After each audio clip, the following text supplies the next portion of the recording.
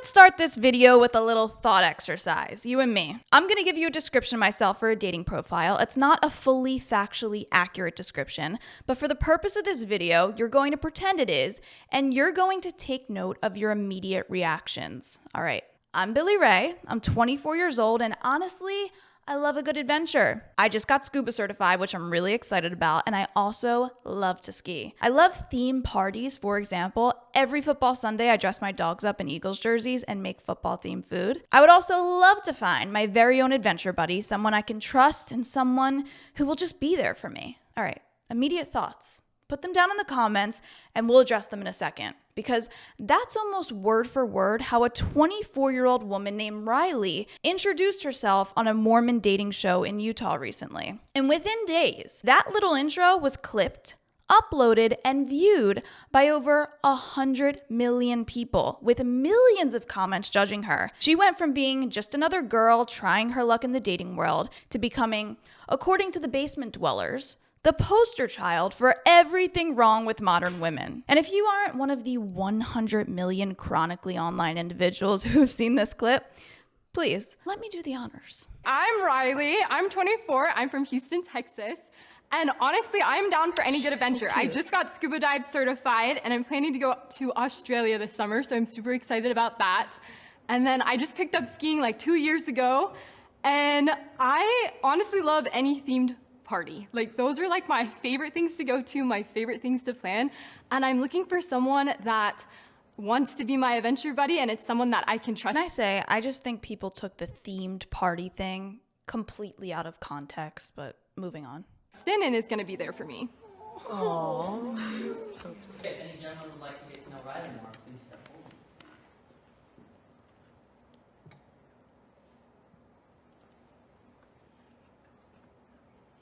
Also, what I do want to mention is that there is a curtain between them. So all the people thinking that they were judging her based on looks, they can't see her. They're nervous. They're scared. Anyone. Come on. Hey, Rylie, we're going to have you sit down, but thank you for introducing yourself.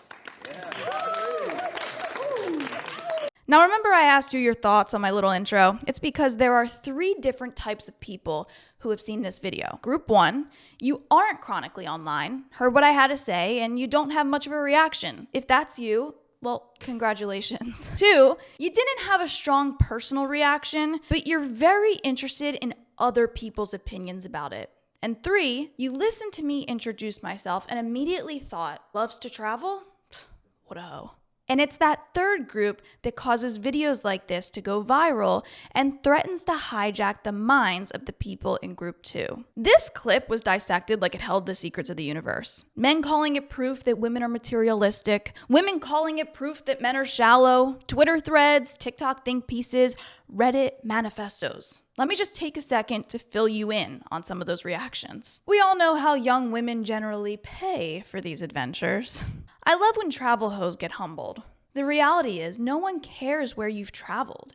All men hear is how many different guys you smashed in different states and countries. Adventure buddy equals pay for her travel expenses. She sounds exhausting. Now, this is the stuff that continues to blow my mind. How as a man can you expect to build anything meaningful when you completely lack any degree of curiosity or nuance when it comes to relationship building? When did she likes to travel become a reason to completely avoid someone? And when did looking for an adventure buddy become a turn off? And when did the same men who like to golf, ski, and buy the best gaming setups, splurge on the best TVs, donate hard-earned cash to random streamers, decide that they can accuse any girl of having expensive hobbies? And the most ironic part is, I bet Rylie would be more than willing to fund her own travel and hobbies, but that's an even bigger red flag, right?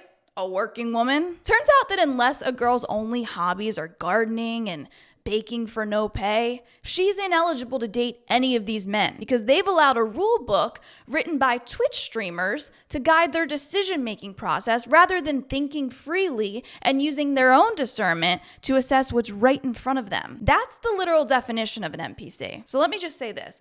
If you're a man who cannot differentiate between a girl like Rylie and a typical modern hoe, that's all I need to know, that you've never actually dated a woman. And if you're willing to write off someone like her based on a 40-second interaction, that's all I need to hear to know that you'll probably never date one. I think this strikes such a nerve with me personally because during my time making pro-masculinity content, I've been dubbed by many men as an honorable traditional girl, a Proverbs 31 woman, the type of woman any man would want to marry. But let me just offer you my real resume for a second. I'm an only child who comes from divorced parents. I've had a rocky relationship with my dad. I've had 2 long-term relationships before I started dating my fiance. And I've had a public social media profile with millions of men following me and DMing me every day. On paper, I'm a walking red flag. But I'm 27 now. I've grown immensely. My priorities and interests have shifted in enormous ways in a very short period of time. And I turned myself into the type of person that exudes green flags and left the red ones behind me. Because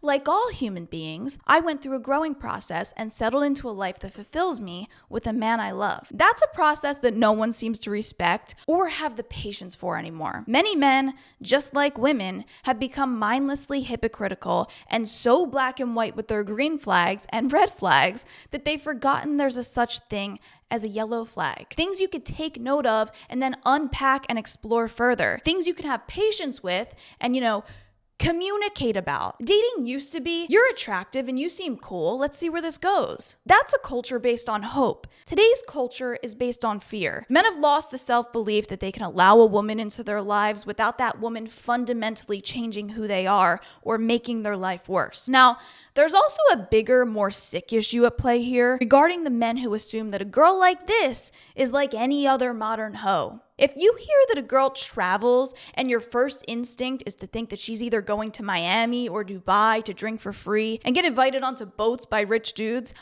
I'm sorry, but your brain has been completely warped and you officially have porn brain. If you can't fathom a world where a girl can work an hourly job, save a little money, and then find a cheap flight to the Bahamas or Aruba to do some scuba diving and relax a bit, you've literally lost touch with reality. And if you can only view the world through the lens of fantasies and sex where women are cheating on men with better men or paying for luxury with sexual favors, your brain is literally damaged and you need to start reversing those effects. I love traveling. You know what that means? It means I like when my fiance takes me to Utah where we could go hiking or ride quads. It means I like to hop in the car with my dogs and take a road trip for the weekend to the Smoky Mountains. It doesn't mean I want to fly to Bali and stay at a 5-star resort and then rent a boat for a week. And even if I did want to take a trip to Europe or somewhere else internationally, it's not my expectation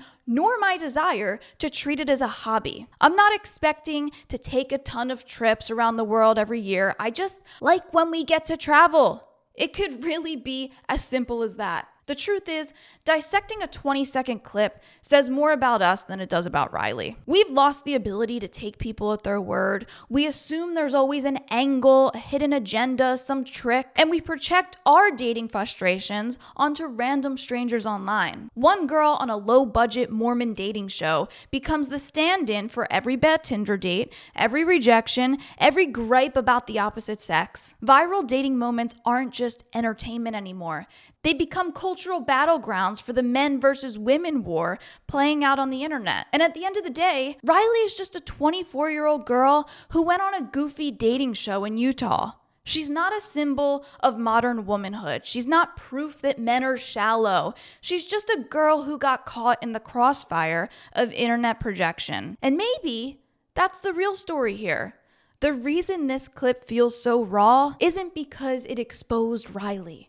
It's because it exposed us. Whew, guys, I'm sorry. I got a little heated there, but I really hope you enjoyed that one. If you can ring the notification bell, hit the subscribe button, do the YouTube things that help boost this video, it would be much appreciated. And yeah, just thank you for being here. I'm really excited to be on long form. I don't know what else to say, so I'm gonna go.